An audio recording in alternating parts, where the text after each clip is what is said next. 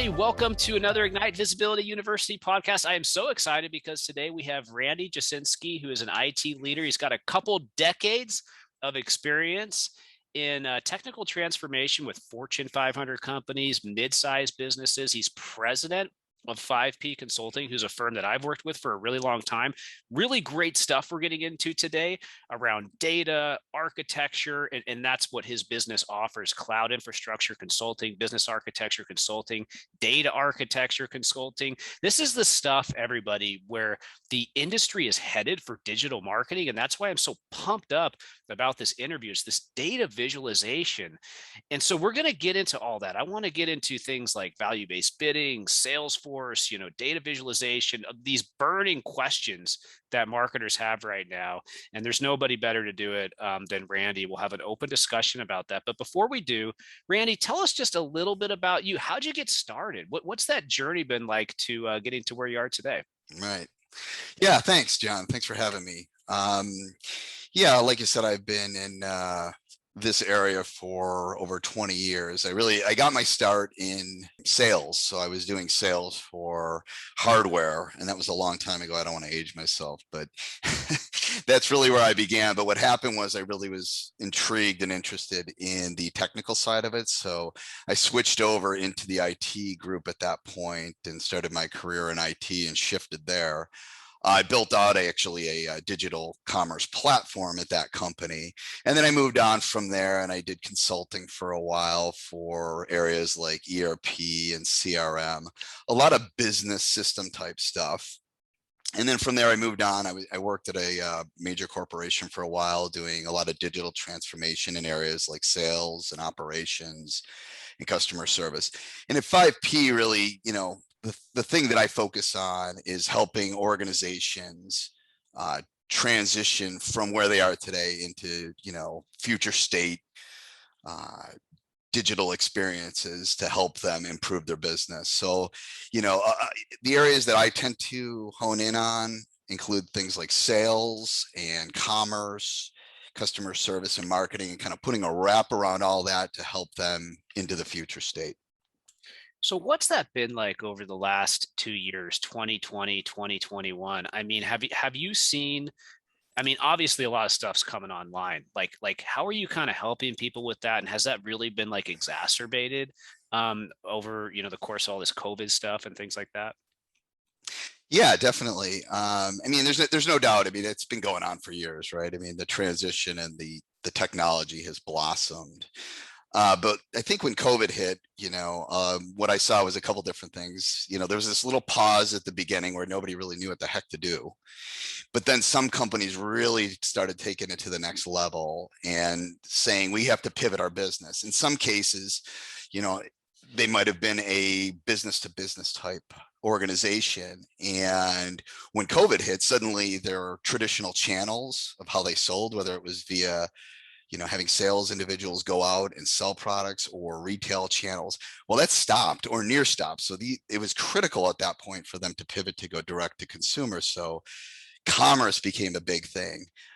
The other thing I think that's really happened is that the technology has really, really improved dramatically just in the last few years. And I think companies are starting to see that and get the value out of it. And the price is also decreasing. So people think of Amazon and that experience of those big companies and what they used to be able, how they interact with those companies. That's come down a level where companies that want to give their customers that experience is available, where just a few years ago would have been very difficult. It's amazing some of the things that your firm has done for us. And just to give everybody, our listeners, just a glimpse into that. I mean, picking all the right technology, project management systems, taking a look at visualization all the way down to the person within Salesforce as far as how much revenue is being managed, mapping out really our entire organization online. We operate 100% virtually now. And so, kind of along those lines, Randy, where do you see digital commerce going in 2022? Like, what are the big trends? What are people asking you? Like, what are you really excited about? I mean, is it the type of stuff that you helped us with, or are there other things that we haven't even gotten to yet? I think it's, some of the stuff I'm seeing is that the organizations that are really embracing the changes and understanding where they need to go to get ahead of their competition are really pushing the envelope on this stuff. So, like I had mentioned, you have companies that were, a traditional manufacturing company that were going business to business are now putting in place technology to sell to the consumer. And it's easy to say, well, all we really want is, we want a button that says buy. I can see my product. I can see the inventory. I can go in and look at my status. That's one element of it, but it's so much more than that, because as the platform as a whole, it's like, now that I bought it, I want to be able to inquire about what's going on with that product. I want to be able to find information. I have a question. How do I get that question answered? I can go on your website, and in a matter of seconds, there's a bot available to me that I can look at and ask a question. I get my information. If I pick up the phone, you know who I am. You can say, oh, hi, Randy. I know exactly what you need because I know what you bought. If you have a case, I can take that information. I can resolve your information and get it done immediately. What company would you rather work with? The company that you have an excellent experience around all that with, where you bought a product, had an issue, you picked up the phone or put something online and you get it resolved? Or we've all had those ones where you pick up the phone and you call the company and you can clearly tell they're fumbling around trying to figure out how to help you, looking through 7 different systems to get things answered. So it's the companies that are pushing the envelope on building a whole platform around that digital experience that I see and is being where things are going, and the customers that I'm working with, that really excites me. That's really exciting. And, I think to do that, you need to have good data visualization. And, that plays a lot into digital marketing. One of the things that we're coaching all of our clients to do, we're working on ourselves. And I really want to hear from you on this is like, how do you visualize all your data? So for example, say I have, 100 people that came in from a webinar, right? And then I've got 100 people that filled out our lead form but didn't become clients, right? I've got 150 people who are clients, right? I've got 10 people who used to be clients. Like, how should organizations be thinking about visualizing that data? What are some systems they should be looking at? Like, how would you approach a project like that? Right. Well, I think the first fundamental thing there is being able to access all that different data, right? So if you look at a lot of companies, especially a more mature company, they're going to have multiple systems that they're getting that data from. They might have Salesforce, they might have a different e-commerce platform, they might have a marketing automation tool, they might have whatever, and it's a combination of these tools. And then somebody comes along in the organization and says, we need to visualize, and we've been able to take all this data and use that data. So step one is, how do you get to that data? So, there's a couple different ways, and there's really no right or wrong. It just depends on the company. But you need to look at different ways to consolidate that data. So find a platform so you can pull all that data together. And then there's plenty of really good tools that you can put on top of it for creating visuals against that data. Because once you have the data, it's easy to present the data in any form. And once you got the crux of that, then you can go in a lot of different ways with this in terms of building out artificial intelligence, predictive analytics against that data to say, what we see today, what if we just throw this data together into some algorithms, what's going to outcome? We know what they've bought. We know what they do. We know what they've looked at from different marketing campaigns. Let's pull all that data together and say, what would they do if we presented them some additional information in a very, very specific one-to-one way, very tailored to them? And what we're finding is that when you do that, you increase your sales, you increase the experience for the customer. Nobody wants to be spammed with a bunch of emails all day. But when you get something that comes to you that's very specific and tailored to you, and you're like, that's exactly what I wanted, I need that, that's a positive experience. And the likeliness of them engaging with you is higher. It's really interesting. I love that. I got to tell you, we have some clients who have Salesforce, Marketo, Lead Pages, Segment, obviously Data Studio, They're using Google Analytics, not for data tracking, but there is a little bit of data implication in there. And there's so many different systems kind of working together. And we ask sometimes, where's the database? Well, the database is actually like this live thing that's feeding back and Right. forth and back and forth. Yeah. And from a marketing perspective, we're often tasked with, find the best data, use the best data to target the best people at the right point in the journey. I mean, what goes through your head when you hear that? Are you coaching people to simplify it all? Like or is it, that really is how organizations need to operate now, because the tech's so good, they need to have all the best tech. I'm just Right. curious. Well, there's no one answer for that. Mhm. So like I have clients that are all over the gamut, like if I'm dealing with a client that's at the beginning of the journey, maybe more of a startup where they're like, look, we're going to start over. The best thing you can do is to try to consolidate the number of platforms you have.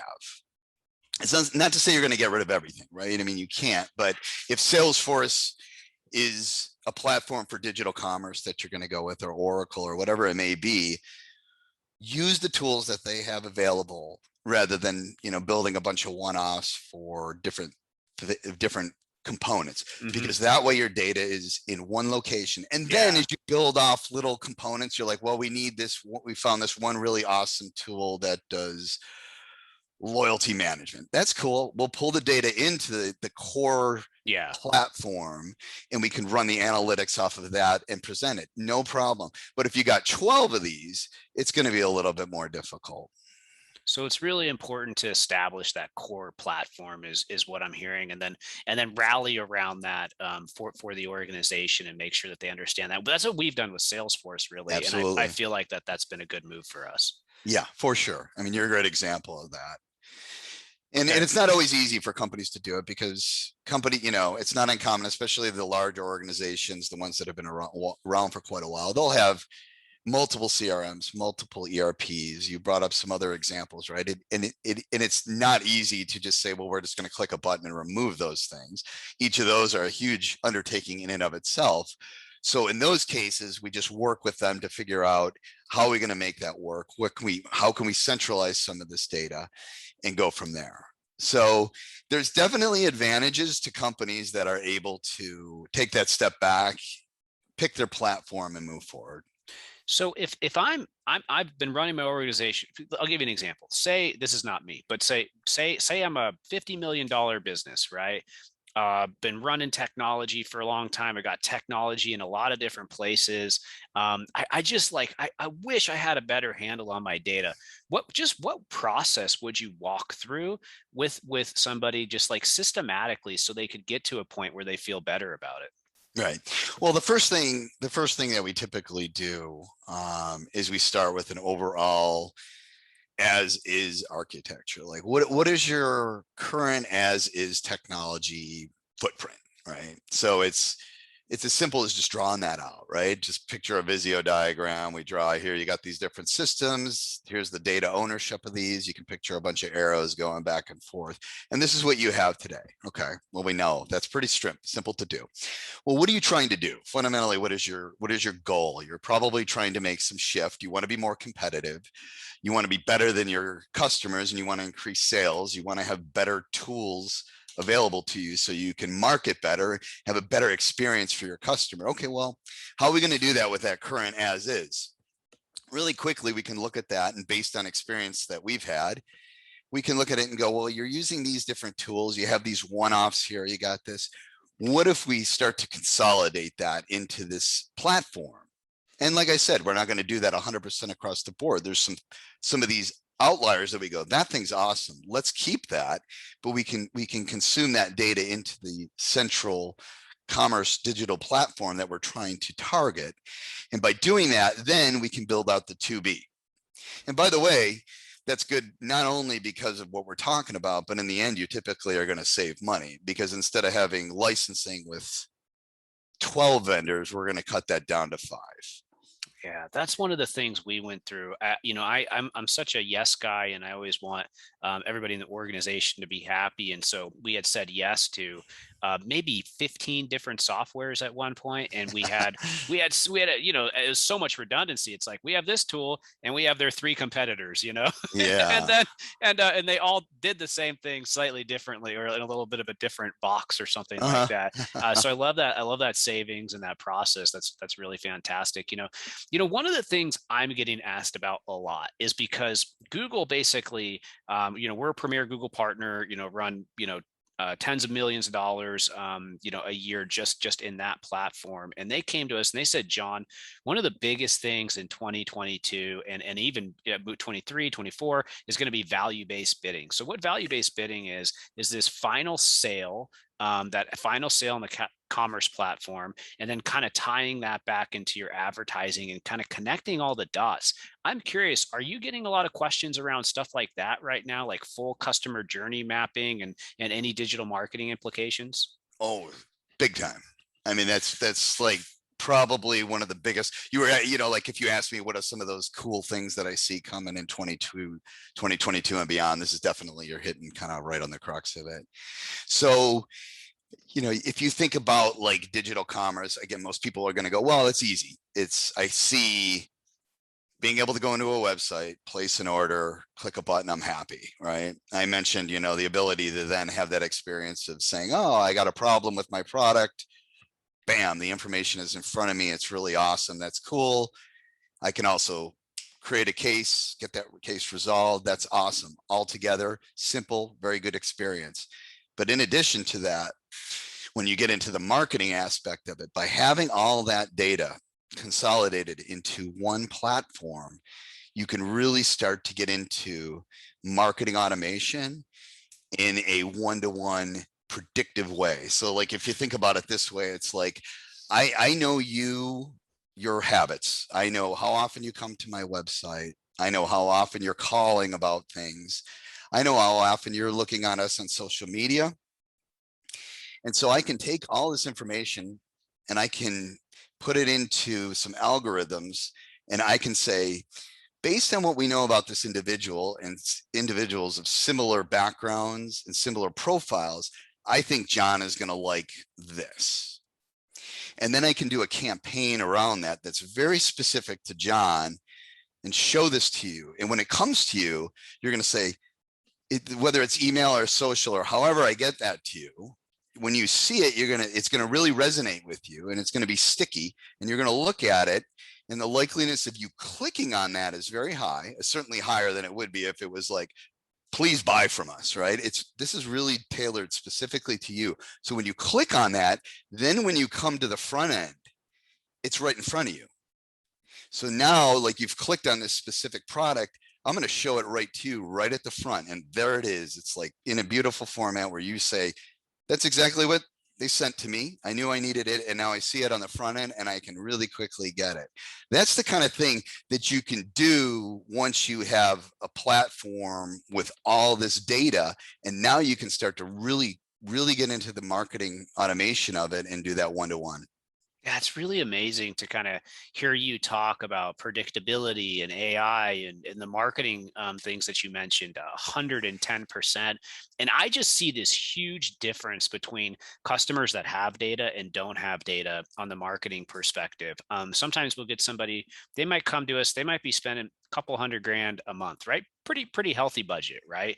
And they are running ads on Facebook, just relying on Facebook targeting, which has gotten so much worse after the Apple iOS update. Mm-hmm. And but when they and so there's that person. Then there's a person who brings in their own data, and the data is the specific people that they want to target, and they have a lot more success. So it's really interesting. So one of the things I wanted to ask you, we talked about tools a little bit, and I just think, like, just rattling off the top of your head, like I think marketers and IT people, they're always like really curious, like, like what's the best tech stack out there? Like what I just love to know from your perspective, like what are people using the most? Is it Salesforce, Marketo?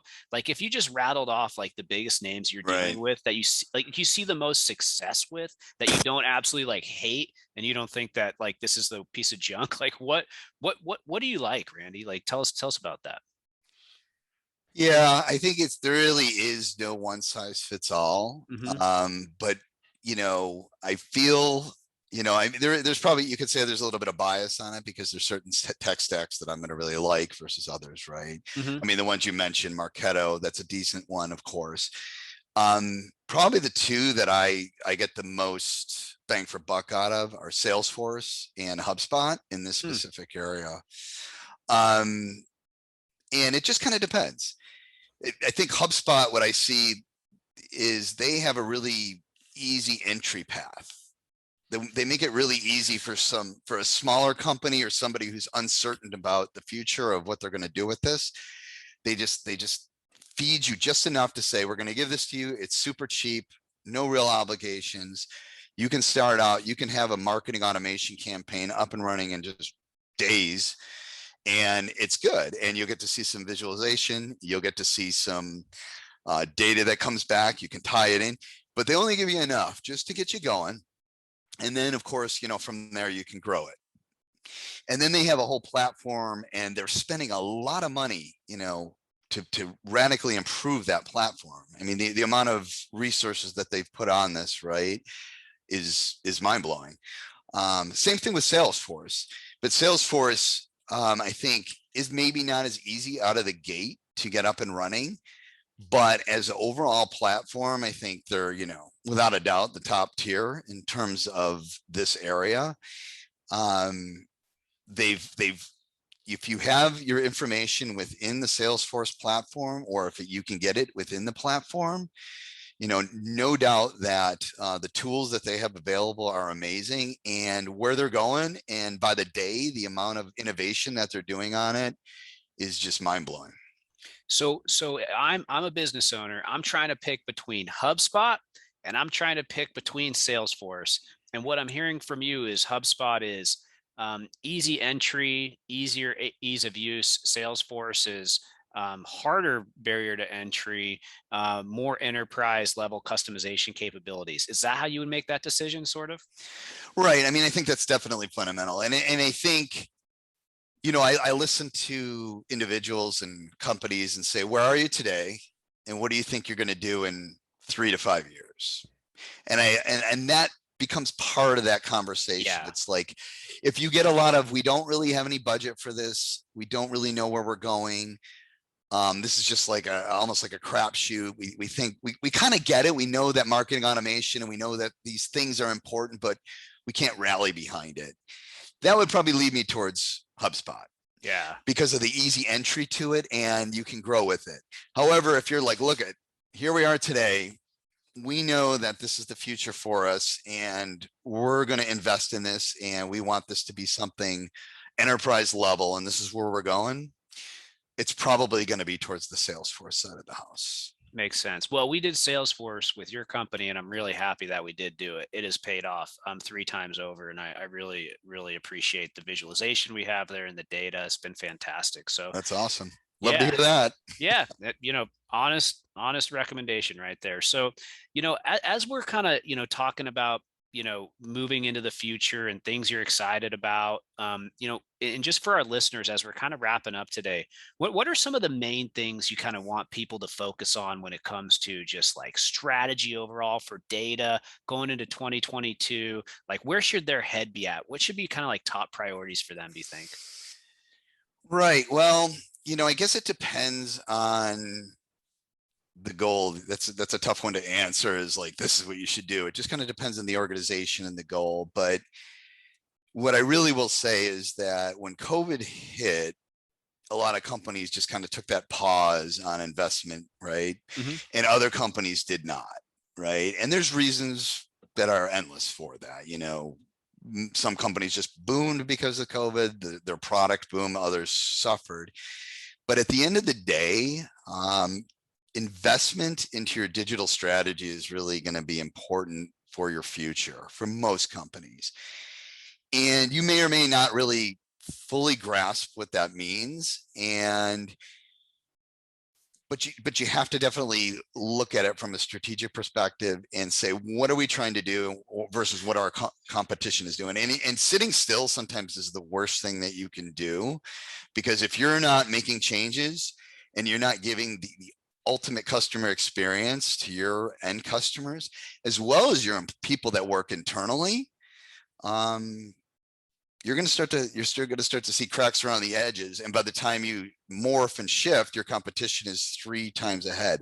So like, I brought up the employee thing there, right? So it's something I didn't even mention earlier. It's like, you go back to that example of, I have a company, I have all these different systems. My people, in order to work with their customers, are going from this system to this system to this system, trying to help their customers. Really difficult. The customer comes to your company, whether it's through the website or a phone call, same thing, poor experience. Nobody's happy. Well, if you're an employee at the company and the customer is yelling at you because they've had such a difficult time working with your company, that's a poor experience for your employee, and they're going to move on. They'd rather work for a company where they give positive experience. So it's the same kind of problem. So by putting tools in places and consolidating that and making the experience better for your company and your both your employees as well as your customer, you're going to be better set for the future. And if you don't do it, your competition's and you're going to lose customers and employees. Yeah, I love it. I really well said, and having a systematic approach to improving your data and tech infrastructure based off of the needs of the organization, whether it be retention or customer satisfaction or marketing needs, but full circle. I mean, that's where the world's headed right now. We all got forced online. We're still online. I'm very hopeful about the future, as we all are. It'll be fine, everybody, as we move forward on some level. I know it will. But no matter what, where we go, this stuff's important. This is where we're at. This is where we're going to be. And Randy, thank you so much for sharing some knowledge today. If people would like to find out more about you and find out more about 5P, where can they go? Yeah, you could go directly to our website if you'd like. That's www.5pconsulting.biz. You can find me on LinkedIn under Randy Jasinski, or you can also reach out directly to me. My email is rjasinski@5pconsulting.biz. You might want to put that in writing or something, because nobody gets my last name right. So. Yeah, well, and also if anybody has any questions for Randy, go ahead and leave them in the comments when this video is up on YouTube. We'll be happy to ping him and get some answers for you on all your IT stuff. Randy, thank you so much for taking the time today. We really appreciate it. Thanks for sharing knowledge, and have a great day. We'll see you soon. Awesome. Thanks a lot, Jen. It was great.